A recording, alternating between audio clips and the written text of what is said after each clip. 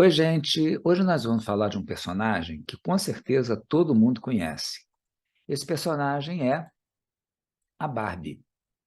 E não é no sentido de entretenimento, não. É porque ela está em muita evidência nesse momento por causa do filme, e é interessante a gente descobrir o que ela representa na cultura de massa e o que o mapa dela indica do ponto de vista de construção desse personagem, que com certeza é um dos mais conhecidos do mundo nesse momento.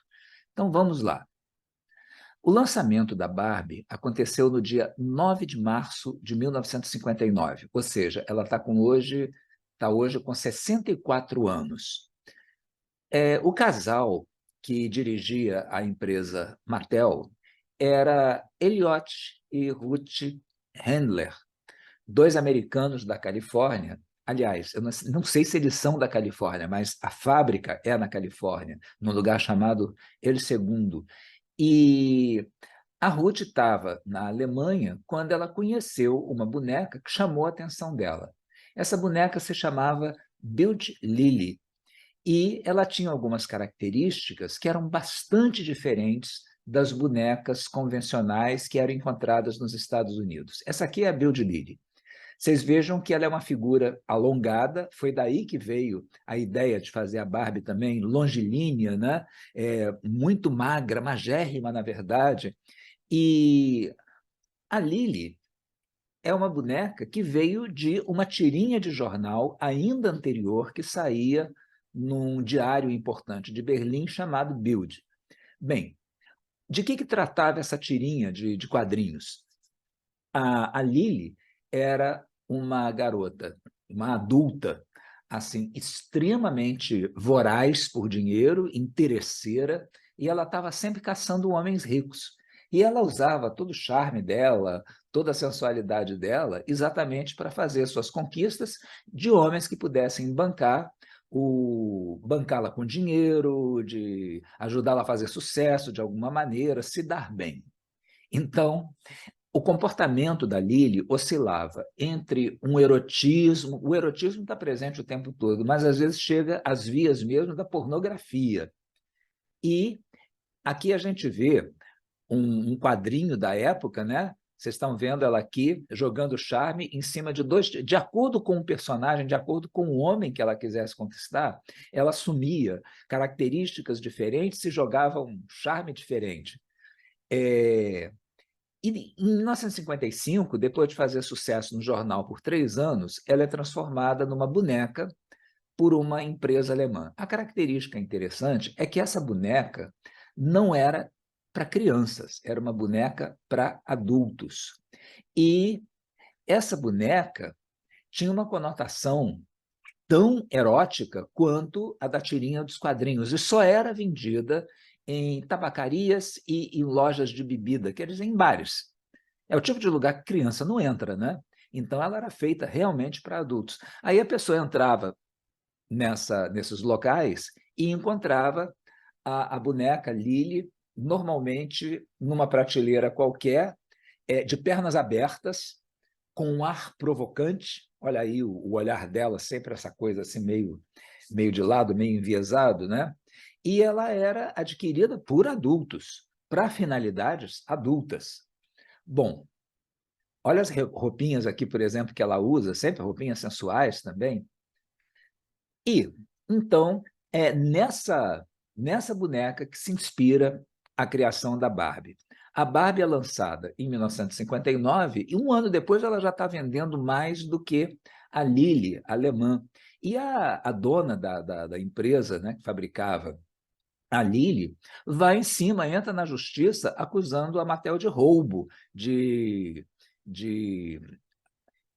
como é que se chama? Qual é a expressão que a gente usa para isso?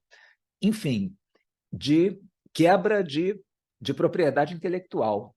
E essa situação se arrasta até 1964, quando a Mattel compra os direitos de produção da Build Lily e resolve o problema.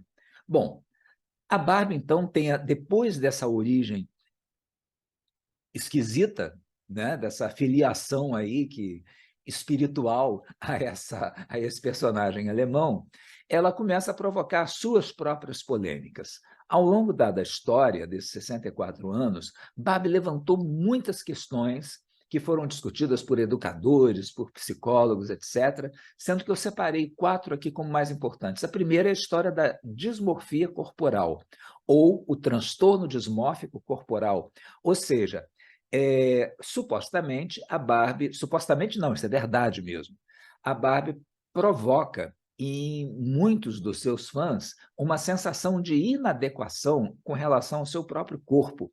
Quer dizer, as pessoas começam a se sentir desconfortáveis com as suas características corporais, porque elas se espelham no modelo, que é a Barbie, tem proporções que, na verdade, não têm características humanas. Uma mulher não pode ser tão magra, não pode ser tão desproporcional quanto a Barbie é. E, na verdade, a Mattel não fez a Barbie magrela com a intenção de criar um padrão estético, se bem que acabou criando, mas sim porque a Barbie tinha por objetivo não apenas que a boneca fosse vendida, mas que ela servisse de suporte para vender moda, para vender aquelas roupinhas, aqueles acessórios, aquele monte de vestidos, etc. Quer dizer, uma boa parte dos lucros da Barbie vem daí. Então, ela tinha que ser muito magra, muito fininha, para que, mesmo cheia de roupas, a Barbie não parecesse uma boneca gorda.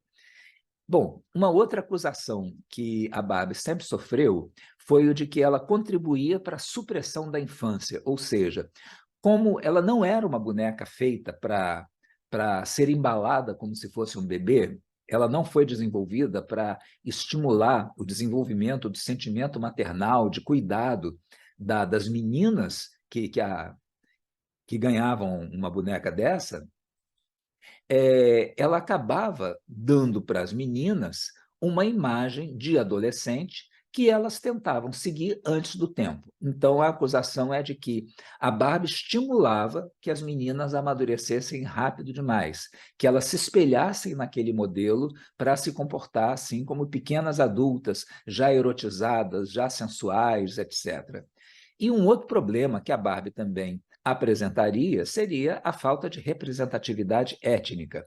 Isso foi verdade durante muito tempo, porque a Barbie espelhava, pelo menos, um padrão anglo-germânico, loura, com traços faciais muito características da mulher americana, da mulher inglesa ou da mulher alemã, e as outras as outras etnias não se sentiam representadas. Nos próprios Estados Unidos, uma parte considerável da população é negra, e a Barbie não correspondia a esse perfil, não fazia com que as pessoas conseguissem se enxergar ali naquela boneca.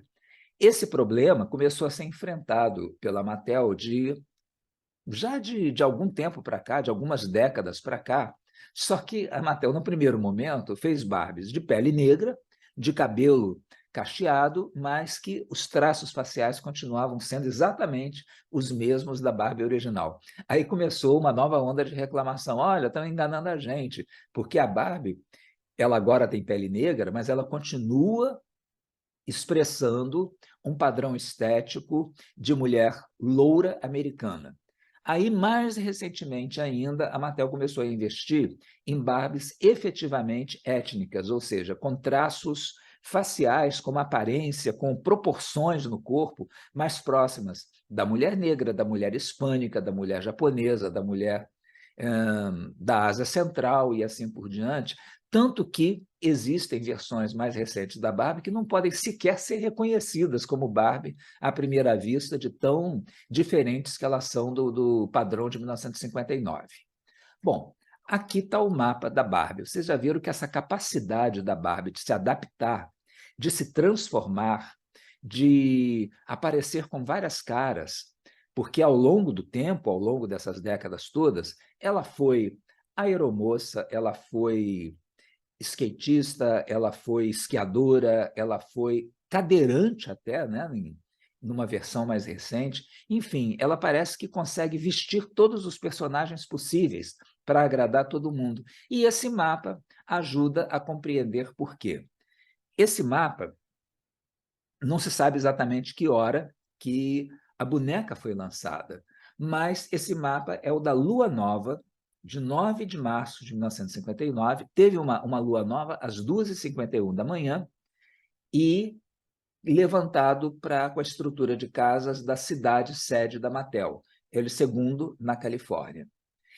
Mapas de lua nova são interessantes porque a lua nova tem um sentido de começo, tem um sentido de nascimento, de início de ciclo. Então, na falta de um ascendente mais definido, a gente pode usar a estrutura de casas do mapa da lua nova para simbolizar essa presença da Barbie no mundo. E está muito adequado, porque ela nasceu realmente muito pouco tempo depois da lua nova. Ela deve ter chegado nas lojas logo nas primeiras horas da manhã. E o que nós vemos aí? Nós vemos um ascendente em Capricórnio, Saturno, regente do ascendente, aqui bem presente em Capricórnio também, ou seja, ele está domiciliado e está na casa 12, escondidinho. A gente vai ver o que significa. Mas, de qualquer forma, o Saturno está ali meio disfarçado na 12, mas ele é quase angular, ele está muito perto do ascendente, o ascendente está em 13. E o outro planeta angular desse mapa é o Netuno. Saturno e Netuno não tem muito a ver um com o outro, mas eles casam direitinho na proposta da Barbie e vamos entender por quê. Bom, a Barbie, com aquele mapa ali, começa a fazer um sucesso enorme e esse sucesso vai levá-la a ser a boneca mais vendida do mundo. A partir de 2006, anualmente, a Barbie passou a vender pelo menos 1 bilhão de unidades por ano. Ou seja, praticamente cada menina vivendo na Terra hoje tem uma Barbie. A proporção é mais ou menos essa. É claro que muitas não têm nada e algumas têm muitas. Então, a média que vai dar mais ou menos uma Barbie para cada criança aí de 10 anos ou menos.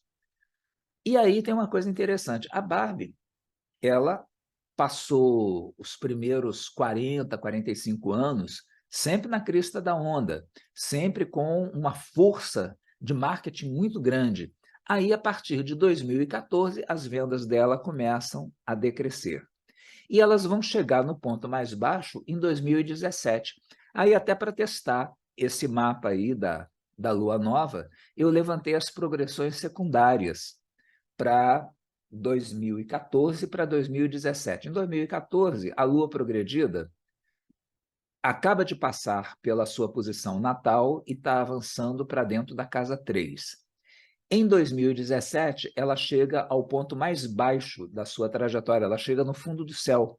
O fundo do céu tem o sentido de um lugar mais reservado, de aposentadoria, de ficar dentro de casa, de não se mostrar para o mundo.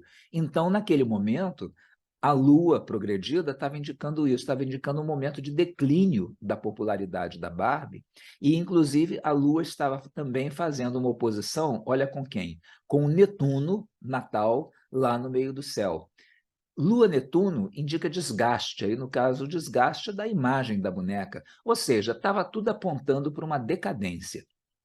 E foi exatamente por causa dessa decadência, dessa redução significativa nas vendas da boneca, que, que os executivos da Mattel começaram a pensar em novas formas de alavancar as vendas. E aí uma das coisas que surgiu é esse filme lançado em 20 de julho de 2023 e que está fazendo aí sucesso mundial. Bem, em 2017 não era só a Lua que estava lá embaixo, não, era Marte também progredido que estava no descendente, fazendo oposição ascendente, quer dizer, como se a Barbie estivesse sendo atacada de todos os lados, né, por concorrentes mais modernos, mais bonitos e assim por diante. Mas o que está acontecendo hoje? Hoje, essa Lua que estava aqui em 2017 chegou aqui no descendente. Então, ela entrou outra vez na área de visibilidade, ela passou para cima do horizonte e ela começou a transitar aqui nas casas 7, 8, 9 e vai chegar ao meio do céu. É como se a Barbie tivesse ganhado um novo gás a partir do lançamento desse filme e a popularidade dela entra numa rota assim de subida e vai ficar muito alta durante alguns anos. Então, O sucesso da Barbie está aí indicado por essas progressões, garantido até mais ou menos 2030, depois não se sabe. Bom, agora vamos detalhar algumas coisas que a gente encontra no mapa de lançamento. No mapa de lançamento a gente vê esse Saturno, então, aqui regendo o ascendente na casa 12, e Saturno tem muito a ver, Saturno não tem nada a ver com infância, né? Com criança, com brinquedo. Saturno tem a ver, isso sim, com capitalismo, com negócio, com ganhar dinheiro sério, com brincadeira de gente grande. E esse Saturno, inclusive, está em trígono com Plutão, que é um significador de grana, de dinheiro, de poder financeiro. Esse Plutão está na casa 8, quer dizer, está bem de acordo com o papel da Barbie como um personagem que alavanca vendas, que gera muito lucro, muita receita. E Marte é um outro planeta muito importante, um planeta que a gente imagina que deveria estar muito destacado numa boneca voltada para o público infantil e feminino, seria Vênus. Vênus, planeta da beleza, planeta do desejo, planeta ligado à forma, etc. Mas Vênus está bem ferrada nesse mapa. Vênus está em exílio em Áries, aqui na casa 3, e o seu dispositor é Marte, que está em Gêmeos, um signo que tem tudo a ver com a adolescência. O que é Vênus em Áries? Não é a menininha padrão, aquela com sentimentos maternais, com, com disposição de fazer jus àquela imagem que se espera de meninas delicadas, etc. Muito pelo contrário. É a menina que está disposta a ocupar o seu espaço, inclusive disputando esse espaço com os garotos, com o outro sexo. Então, a gente vê aí, nessa configuração, uma questão de gênero se colocando, de busca de igualdade. Áries tem a ver com isso, né? E o Marte, que é o dispositor de Vênus, está em Gêmeos, que é um signo que tem tudo a ver com a adolescência. E o dispositor desse Marte em Gêmeos é o Mercúrio, que está em Áries. Então, Mercúrio e Marte estão em troca de domicílio. Eles estão naquela situação que é chamada de mútua recepção, ou recepção mútua, tanto faz, que é uma configuração que fortalece os dois planetas. É como se eles estivessem aí em conjunção, como se eles estivessem com um gás adicional. Agora, é um gás que tem a ver, volto a chamar a atenção para esse ponto, tem a ver com adolescência com características de independência, de liberdade, de exploração do mundo. Ou seja, nesse sentido, a Barbie está totalmente antenada desde o seu lançamento com a emergência dessa necessidade das meninas conquistarem o seu espaço, seu lugar ao sol, disputando de igual para igual com os homens a possibilidade de serem protagonistas e donas das suas próprias vidas. Então, a Barbie parece estimular isso com esse mapa. Bom, outro fator interessante é que, se o Saturno está aqui na 12 mandando no ascendente, o Netuno é o planeta mais elevado, está no meio do céu. O Netuno é exatamente todo esse glamour, todo esse encantamento que a Barbie provoca nas crianças. Agora, esse encantamento ele não é de graça. Esse encantamento foi feito exatamente para gerar lucro. E aí, quando a gente vê o Netuno lá em cima, no meio do céu, todo exibido, visível para todo mundo, e vê o Saturno em Capricórnio ali na 12, meio escondidinho, a imagem que vem à cabeça é exatamente da loja de brinquedo, cheia de crianças encantadas, se derretendo pelas bonecas, pedindo para as mães, pedindo para os pais, compra, compra, eu quero uma dessa. E lá no escritório refrigerado, contando os milhões, o empresário que não aparece, mas que, na verdade, representa o objetivo da existência daquele produto. A Barbie é uma mercadoria destinada a enriquecer alguns empresários e é uma das rodas mais importantes das engrenagens dessa indústria do entretenimento. Bom, aqui a gente chama atenção também para Júpiter, Lua e Sol. Sol e Lua estão em peixes. Aliás, Netuno no meio do céu. E Sol e Lua em peixes, tudo a ver, não é? Quer dizer, a gente tem um toque aí pisciano muito forte nesse mapa da Barbie. Sendo que Júpiter é o regente clássico de peixes. E esse Júpiter, por sua vez, está em domicílio em Sagitário. É um planeta muito forte também. Esse Júpiter em Sagitário está na casa 11. A casa 11 é a casa dos projetos, a casa dos sonhos e também a casa das insatisfações. É a casa do futuro, a casa daquilo que você joga para frente, que você se dispõe a correr atrás. Para que a Barbie serve? A Barbie serve não para fazer com que as crianças se vejam como baixinhos, né, como dizia a Xuxa, mas sim como se vejam como futuras adultas, que elas corram atrás desse sonho de serem tão encantadoras, tão bonitas, tão sedutoras quanto a Barbie parece ser. Então, esse Júpiter em Sagitário, e que, além disso, ainda está fazendo uma quadratura com Plutão, quadratura de Júpiter com Plutão, para uma empresa destinada a gerar lucro, não é nada ruim, não. Plutão está na casa 8, casa financeira, casa de grandes negócios, de grandes corporações. Essa quadratura aí, a gente poderia encontrar, por exemplo, numa indústria petrolífera. Ela tem a ver com grana. O Plutão é um significador de dinheiro e o Júpiter é um significador de crescimento. Então, essa quadratura aí é uma quadratura que é assim uma bênção para a Mattel. Bom, esse mapa, além de tudo, é um mapa que a gente pode chamar de espalhado, ou em inglês, splash. Quando a gente olha esse mapa aqui, né, a gente pode considerar também simplesmente como acontece a distribuição dos planetas pelos signos, independentemente de que planetas são esses. Qual é o desenho que eles formam? Isso aí é a teoria dos modelos planetários, da Gestalt Astrologia.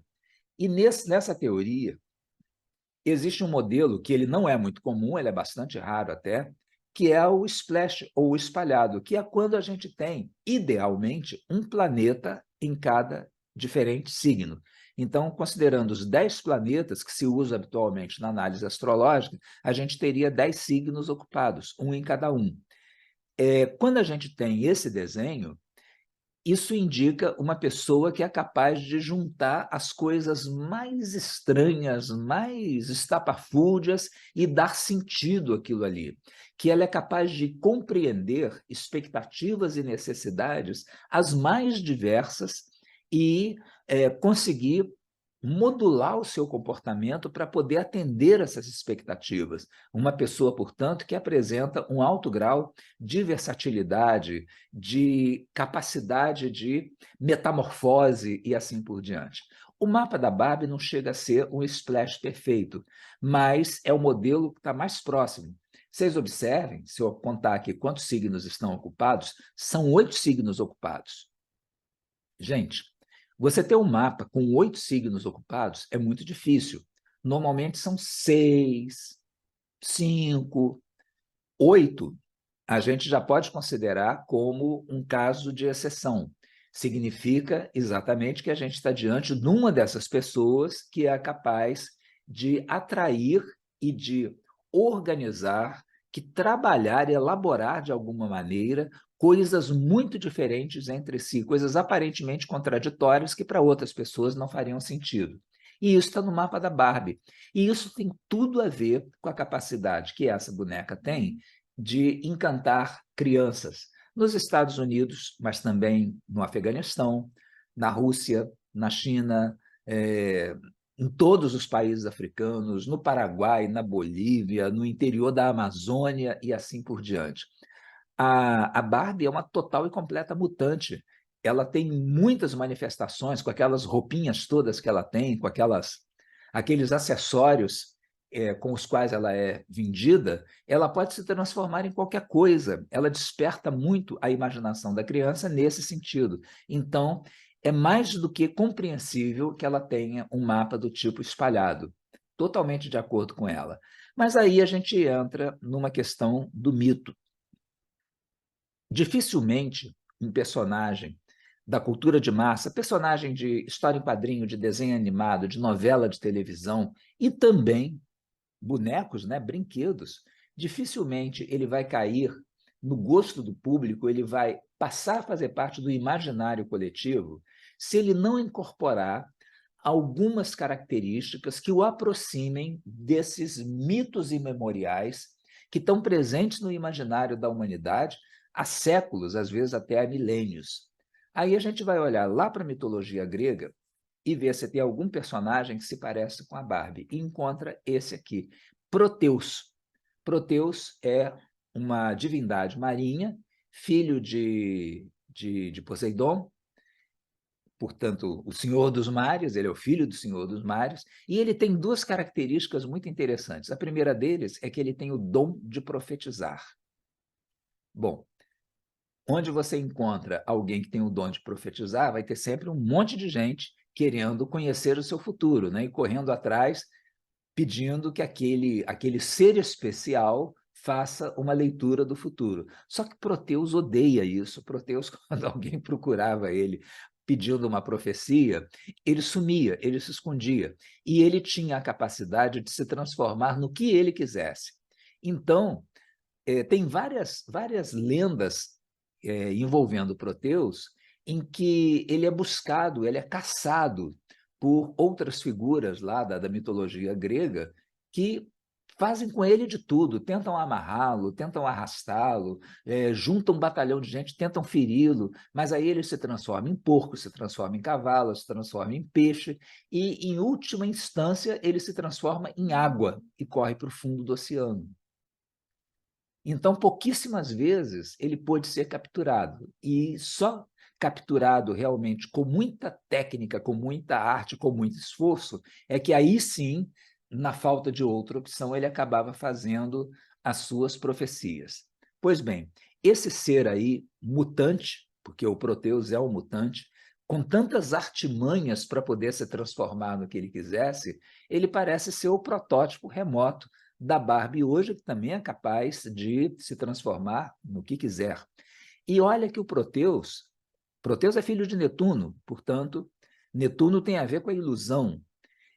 O Proteus ele não queria profetizar, por quê? Porque para profetizar ele precisava encarar a realidade. E tudo que Proteus não queria era encarar a realidade. Por isso ele fugia para dentro d'água, para o reino do imaginário, para o reino da ilusão, da imaginação e assim por diante. E não é o que a Barbie faz também? A Barbie, mesmo representando esse modelo de comportamento futuro, esse modelo de adolescente bem resolvida, independente, etc., que encanta as meninas, na verdade, a Barbie ela só existe no mundo da fantasia, só existe na Barbilândia. Só existe no mundo cor-de-rosa. O mundo cor-de-rosa é o quê? É o Netuno, gente. É aquele Netuno no meio do céu do mapa da Barbie. Então, a analogia entre Barbie e Proteus bate também por aí, no tipo de expectativa que ela cria. É uma expectativa que não se realiza, porque a independência, a maturidade, o crescimento, né? O futuro que a Barbie propõe é um futuro que só existe no nível do imaginário.